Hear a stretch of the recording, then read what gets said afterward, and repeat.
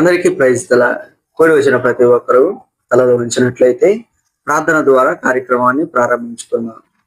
మహాగణుడ, మహోన్నతుడ, మహోన్నతమైన పరిశుద్ధ స్థలంలో నివసించేవాడా, నీకు వందనాలు, స్తుతులు, స్తోత్రములు తండ్రి. దేవా, ఇదిగో ఈ యొక్క ఉదయకాల సమయమున వేకోవచ్చామని నీ పాదముల చెంత చేరుటకు నీవు మాకు ఇచ్చిన చక్కని సమయమును బట్టి నీకు వందనాలు, స్తుతులు, స్తోత్రములు ప్రభువా. అలాగనే నా తండ్రి, ఇదిగో ఈ యొక్క దినాన నాయన ఎందరైతే ఈ పాదముల చెంత చేరి వాక్యం వినుటకు ఆసక్తి కలిగి ఉన్నారో వారందరినీ నువ్వు దర్శించమని అడుగుచున్నాను. ఈ దినాన నీ లేఖనముల ద్వారా సూటిగాను తేటగాను నీ వారితో మాట్లాడి ఇదిగో ఇక్కడ నీ నామం ఆది నుంచి అంతం వరకు అధ్యక్షత వహించమని అడుగుచు మా రాజు మా రక్షకుడే నజరేయుడైన యేసయ్య అతి పరిశుద్ధ నామములో ప్రార్థించి అడిగి వేడుకొని పొందుకొని ఉన్నాం తండ్రి, ఆమేన్. అందరికీ ప్రైజ్ ది లార్డ్. ఈ రోజు మనం చెప్పుకొనబోయేటువంటి అంశము, చిన్న విషయాలలో కూడా నమ్మకముగా ఉండు. ఈ ప్రపంచంలో చాలా మంది పెద్ద పెద్ద అవకాశాల కోసము ఎదురు చూస్తూ ఉంటారు.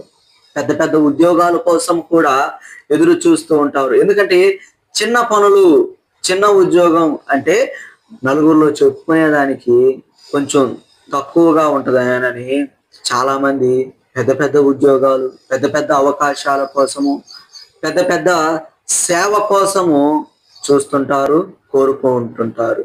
అయితే ఈ దినాన దేవుడు మనకు సెలవిచ్చున్నాడు, చిన్న విషయంలో కూడా నీవు నమ్మకముగా ఉండు అని.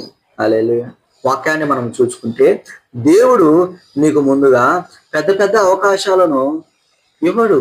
చిన్న చిన్న అవకాశాలను, చిన్న చిన్న సేవనే, చిన్న చిన్న పనినే నీకు ఆయన అప్పగించేటువంటి వాడై ఉంటాడు. ఎందుకంటే ఆ కొద్ది దానిలో నీవు ఎంత నమ్మకముగా ఉన్నావో, నీవు ఎంత విశ్వాసముతోటి ఉన్నావో నిన్ను గమనించేటువంటి వాడై ఉన్నాడు.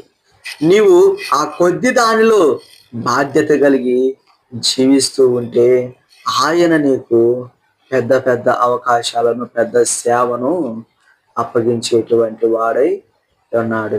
రండి, ఈ దినాన చిన్న విషయాలలో నమ్మకంగా ఉంటే మనము ఎలాంటి మేలులను పొందుకుంటామో వాక్యము ద్వారా తెలుసుకున్నాము.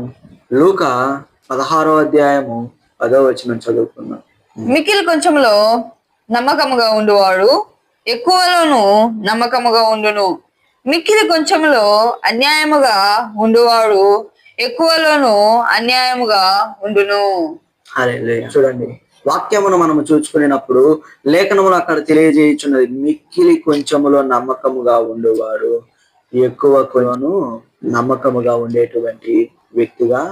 దేవుడు మన జీవితాన్ని చిన్న పరీక్షతోటి ప్రారంభిస్తాడు. అంటే చిన్న సేవలో కావచ్చు, నీవు కలిగి ఉండే నిజాయితీలో కావచ్చు, నీవు తీసుకొని చిన్న బాధ్యతలతో కావచ్చు. ఇలా చిన్న చిన్న వాటితోనే దేవుడు నిన్ను ముందుగా పరీక్షిస్తాడు. నువ్వు ఎప్పుడైతే వాటిలో క్రమశిక్షణగా ఉండగలవో అప్పుడే ఆయన నిన్ను చూచి నీకు రెట్టింపు మేలులను, నిండారైనటువంటి దీవెనలను అనుగ్రహించేటువంటి వాడుగా ఉన్నాడు. అండి, ఇదేనా మనము చిన్న అవకాశములను నిర్లక్ష్యం చేయకుండా ఉండటం వల్ల దేనిని పొందుకునేటువంటి వారమై ఉన్నామో చూద్దాం. జకర్యా 4వ అధ్యాయం 10వ వచనం చదువుకున్నాం. కార్యములు అల్పములై ఉన్న కాలమును తృణీకరించిన వాడెవడు? లోకమంతటను సంచారము చేయు యెహోవా యొక్క 7 నేత్రములు జెరుబ్బయలు చేతిలో గుండా నూలు దూట చూచి సంతోషించును. హల్లెలూయా. చూడండి, వాక్యాన్ని మనం చూసినప్పుడు చిన్న పనే అని నిర్లక్ష్యం చేయవద్దు. ఇది నాకు చిన్నదే అప్పగించారు అని నువ్వు ఎన్నడూనో కూడా దానిని నిర్లక్ష్యం చేసేటువంటి వ్యక్తివై ఉండకూడదు. ఉదాహరణకు, సంఘంలో ఒక 5 నిమిషాలు ప్రార్థన చేయమని చెప్పారు. నీవు నాకు ఇది చిన్నదే, నేను చేస్తే 5 నిమిషాలు చేయలేను, కనీసం నేను ప్రార్థన ఒక 30 నిమిషాలన్నా చేస్తాను అని అనకూడదు. నీకు దేవుడు ఎంతలోనైతే అప్పగించి ఉన్నాడో అంతే నీవు చేయగలగాలి. అలాగే ఒక వ్యక్తికి వాక్యం చెప్పమన్నప్పుడు వినేటువంటి ఆ వ్యక్తికి అర్థమయ్యే రీతిలో నీవు వాక్యాన్ని చెప్పేటువంటి వ్యక్తివై ఉండాలి. అప్పుడు వినుటున్న ఆ వ్యక్తి దానిని గ్రహించగలుగుతాడు. చెబుతూ ఉన్న నీవు వినేటువంటి ఆ వ్యక్తికి వాక్యాన్ని అర్థమయ్యేటువంటి రీతిలో చెప్పలేకపోతే నువ్వు ఏం చెబుతున్నట్టు, ఆ వ్యక్తి ఏం వింటున్నట్టు. అందుకనే పరిశుద్ధ గ్రంథంలో నీ మాటలు కొద్దివై ఉండాలి అని వాక్యం తెలియచేయించి ఉన్నటువంటిది ఉన్నది. అలాగే నువ్వు ఏ విషయంలో కూడా విసుకునే వద్దు. నాకు చిన్న పని అప్పచెప్పారు, నాకు చిన్న సేవను అప్పచెప్పారు, నాకు కొంచెం సేపే ప్రార్థన చేయమని అవకాశం ఇచ్చారు అని ఇలా ఏ విషయంలో కూడా నీవు విసికేటువంటి వ్యక్తివై ఉండవద్దు. నీకు అప్పచెప్పిన బాధ్యతను నువ్వు క్రమశిక్షణతో నెరవేర్చేటువంటి వాడవై ఉండాలి. అప్పుడు దేవుడు నీకు రెట్టింపు దీవెనలను, నిండైనటువంటి ఆశీర్వాదములను దయచేసేటువంటి వ్యక్తి అయి ఉన్నాడు. హల్లెలూయా. రండి, ఇది కొంచెం నమ్మకంలో ఉండటం ద్వారా కలిగేటువంటి మేలులను మనం చూద్దాం.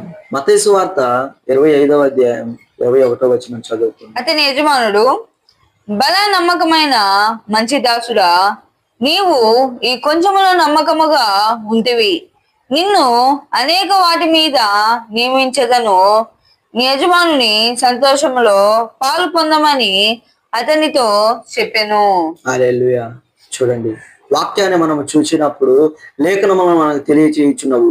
కొంచెములో నమ్మకముగా ఉన్న ఒక వ్యక్తిని ఆ యజమానుడు ఎలాగ మెచ్చుకొని ఉన్నాడు?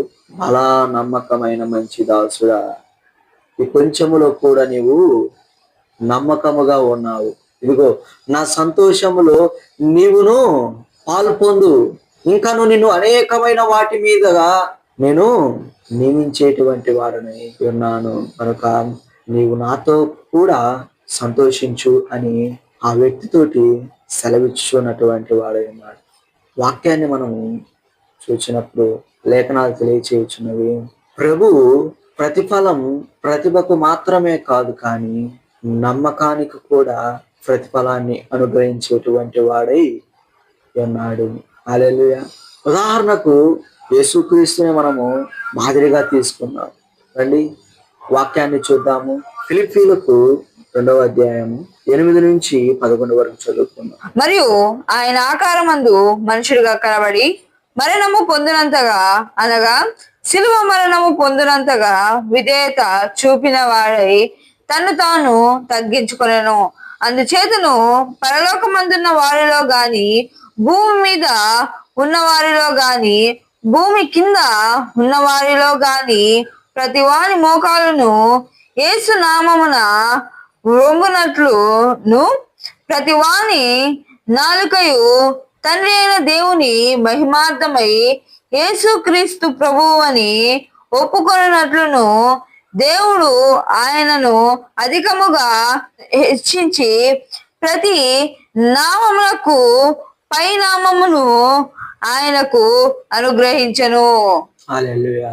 చూడండి, వాక్యమును మనము చూసినప్పుడు లేఖనములు తెలియచేయుచున్నవి. యేసుక్రీస్తు ప్రభుల వారు తండ్రి అప్పగించినటువంటి ప్రతి పనిని, అది చిన్నదే కాని పెద్దదే కాని, ప్రతి దానిలో నమ్మకముగా పనిచేసినటువంటి వాడై ఉన్నాడు. ఆ దానిని ముగించినటువంటి వాడై ఉన్నాడు. అందుకనే ఇక్కడ వాక్యము తెలియచేయుచున్నది. ఆకాశం అందే గాని, భూమి అందే గాని, భూమి క్రింద ఉన్న వాటి అందే గాని అన్నిటికన్నా పైనామము ఆయనకు అనుగ్రహించి ఆయనను మహిమపరిచినటువంటి వాడై ఉన్నాడు. ఇది కొద్దిలో నీవు నమ్మకముగా జీవించటం వల్ల ఎన్నో మేలులను, ఎన్నో ఆశీర్వాదాలను నువ్వు పొందుకునేటువంటి వ్యక్తివై ఉన్నావు. చివరిగా దేవుని సంగమా, ఈరోజు ప్రభువు నీతోనే మాట్లాడుచు ఉన్నటువంటి వాడై ఉన్నాడు. ఈరోజు నీవు చిన్న స్థితిలో ఉండవచ్చు, చిన్న సేవలో ఉండవచ్చు, నిన్ను ఎవరో గుర్తించకపోవచ్చు, కానీ దేవుడు నిన్ను చూస్తూ ఉన్నాడు. చిన్న విషయంలో నమ్మకంగా ఉండినప్పుడు ఆయన అనేకమైన వాటి మీద నిన్ను అధికారిగా నియమించేటువంటి వాడుగా ఉన్నాడు. బాధ్యతలను నీకు అప్పజెప్పేటువంటి వారై ఉన్నాడు. ఈ కొద్ది మాటలను దేవుడు దీవించి ఆశీర్వదించుగాక. ఆమేన్.